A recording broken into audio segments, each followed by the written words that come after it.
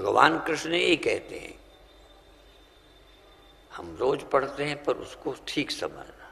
तथा देहांतर प्राप्ति कौमारम यौवनम जरा, जैसे तीन अवस्थाएं हमने बदली, ऐसे चौथी भी है कि देहांत हुआ।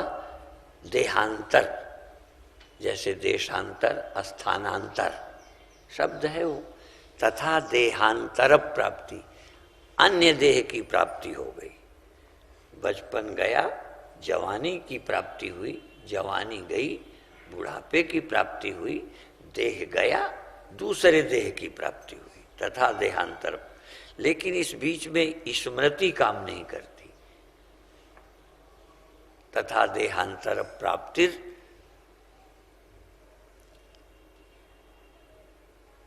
देहांत दूसरे देह की प्राप्ति होती है। देहांतर प्राप्ति धीरस्तत्र न हुई है। बुद्धिमान धीर पुरुष मोहित नहीं होते, उन्हें ये नहीं लगता मैं मर रहा हूं, देह छोड़ रहा हूं। इसलिए पुराने लोग चाहे भले इतने ज्ञानी नहीं थे पर विश्वासी बहुत थे।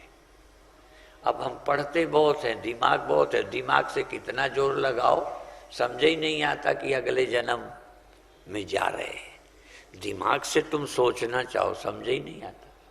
इसलिए कल एक शब्द कहा था प्रवचन में, श्रद्धावान लभते ज्ञान, बुद्धिमान लभते। अपने दिमाग से तुम देखना चाहो अगले जन्म में, लगा लो जोर। पहले जन्म में कहा था लगा लो जोर, कहाँ थे? तो ग्रंथ की मान ली तो हमको पक्का हो गया कि पहले देह में थे, अब इसमें है, अब इसको छोड़ देंगे दूसरे में।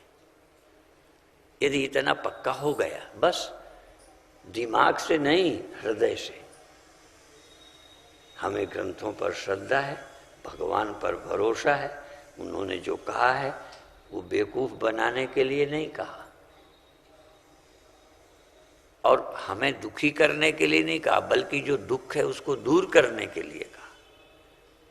तथा देहांतर प्राप्तिर धीरस्तत्र न मुह्यते। धीर लोग, बुद्धिमान लोग, श्रद्धावान लोग अपने भगवान की वाणी के अनुसार, उपनिषद की वाणी के अनुसार दिमाग हो, जान पाओ तो जान पाओ, नहीं तो अपने गुरु पर, भगवान पर, शास्त्र पर भरोसा नहीं है। वो झूठ बोलते हैं क्या?